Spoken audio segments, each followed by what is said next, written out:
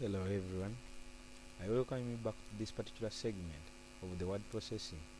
Our main concern today will be looking at the different skills and experiences within a table.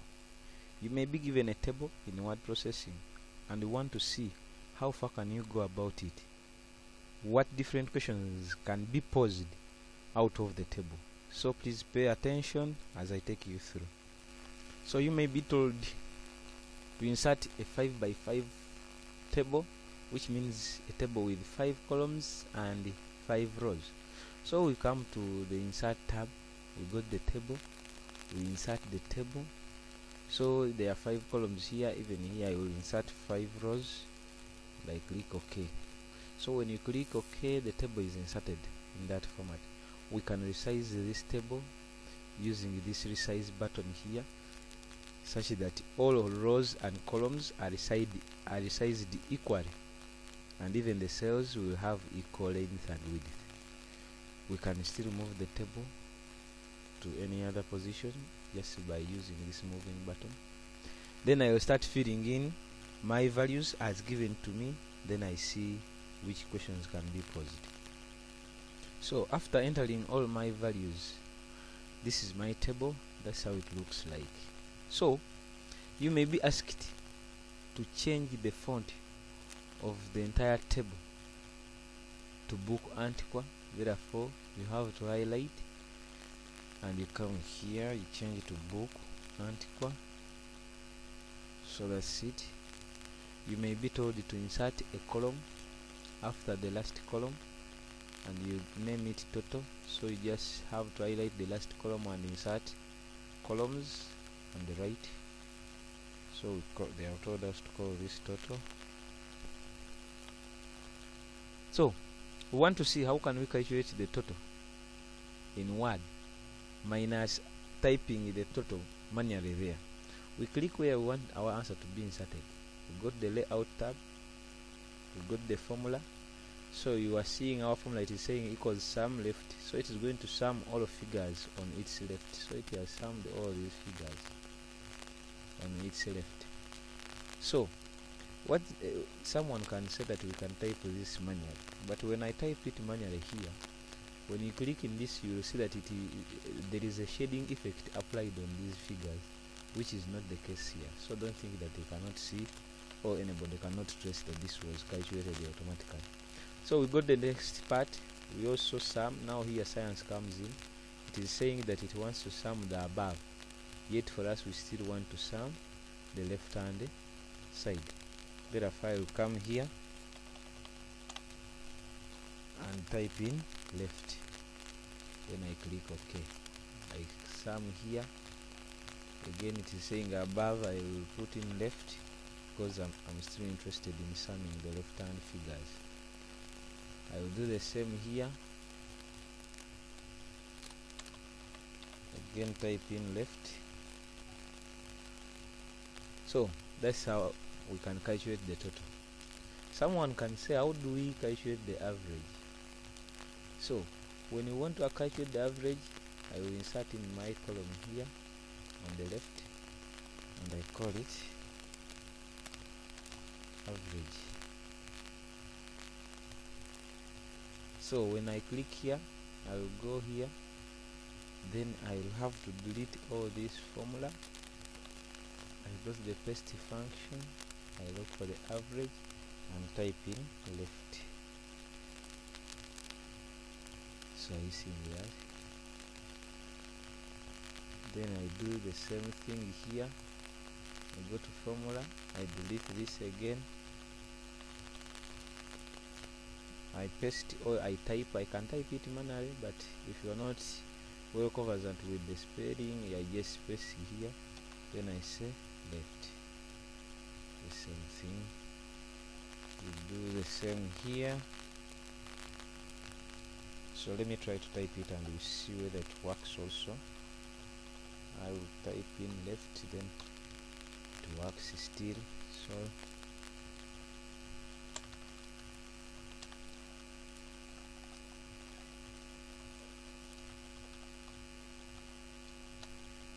So that's it.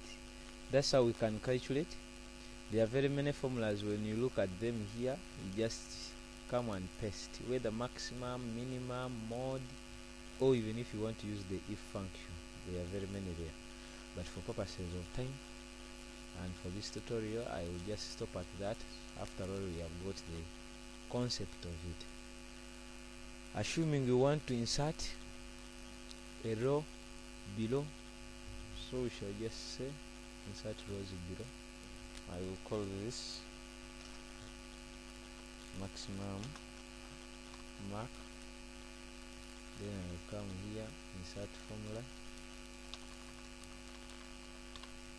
Then I come here, paste max above. Are you seeing?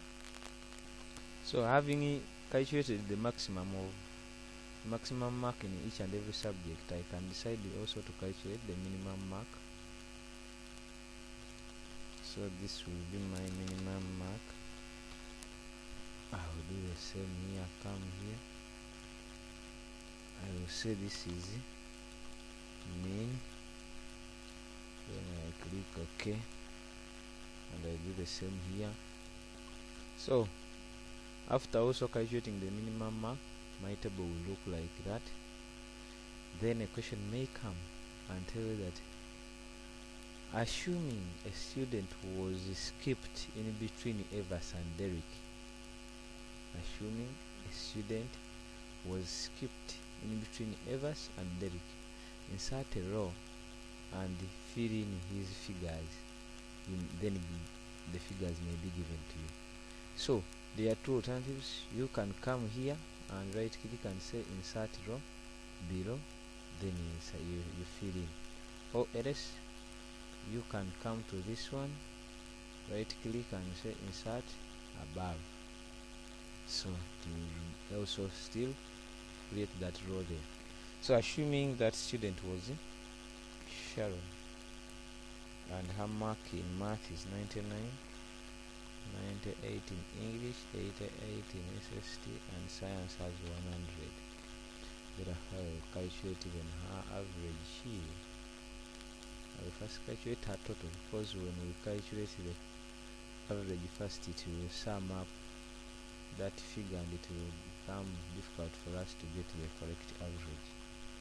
So I will say left, that's it. So here I'll say formula, then here I can look for the average, left. So that's it. Otherwise, if I start with the average and then get the total, even the average will be part of the total. That's why I first calculated the total before I calculated the average, and in the same way, that's why I first inserted the total first and then created the row this side, or the column of average this side. So that's it.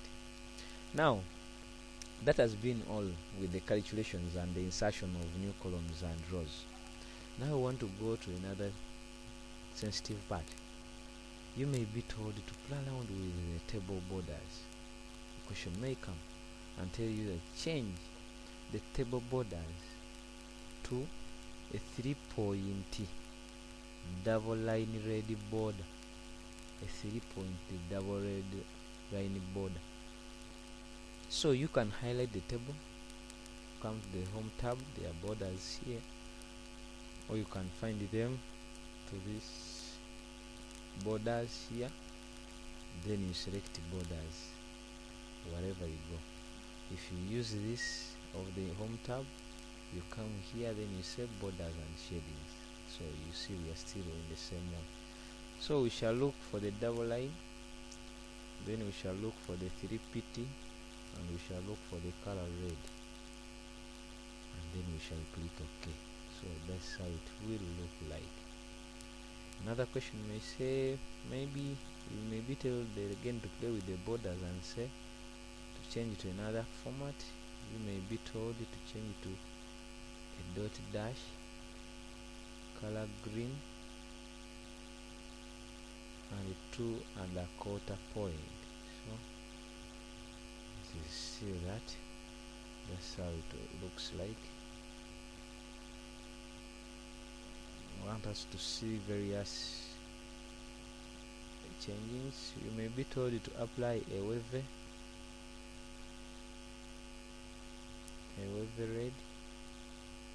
so that one does not have a point. We shall just do that. So that's our table.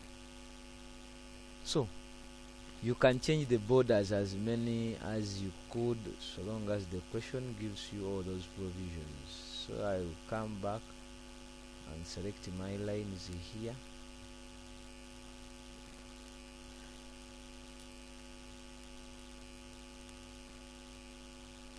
I will come, select, there is a line I want, that one. So I will apply my red color. I may be told to center line all the figures in my table. To center line all the figures in my table, I highlight them, then I center line them. I may be told to middle align them. So I see this is center, but this is top center, which means we can bring them here in the middle, or we can bring them to the center bottom. Then when it comes to all those alignments, which means we have to shift beyond this and go to the layout tab, and we look at these ones. So this is top center, as I said, but this is middle or center. Are you seeing it? So that is being in the center of all. Here center. But when we say top center, that's it at the top, but centered. Bottom center is that, whereas now when it comes to center right, it is that, but we are interested in the center itself. So that's it. We may be told to bold the first column and the first row. So that's it. So we may be told also to insert maybe a picture or a clip art behind. I can come here and look for my picture, books. I'm inserting this one and I close. So for purposes of neatness, I will change the wrap text around it to behind the text, then I move it anyway.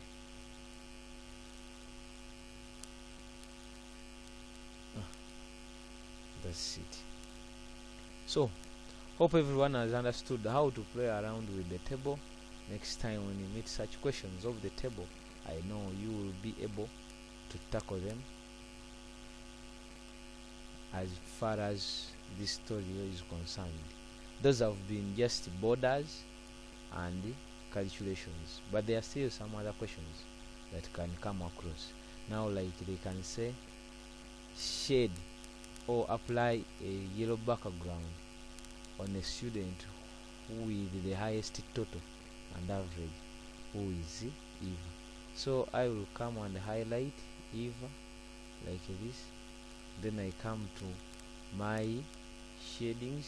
I can come here, then I look for the shading here, or else I can come here, then I look for the shading here. That is a shading. Then I want us to differentiate between a shading and a text highlighter. When I apply a text highlighter here, it is this one. When I put it there yellow, I see that it highlights only text, but it doesn't not cater for the space. Therefore, don't mix up the text highlighter with the shading. So we may be told to merge these empty spaces. I can come right click and say merge cells. So you see, merging means that you just exclude the borders within the cells and it becomes one small cell or one bigger cell. That is merging. But we can still split it.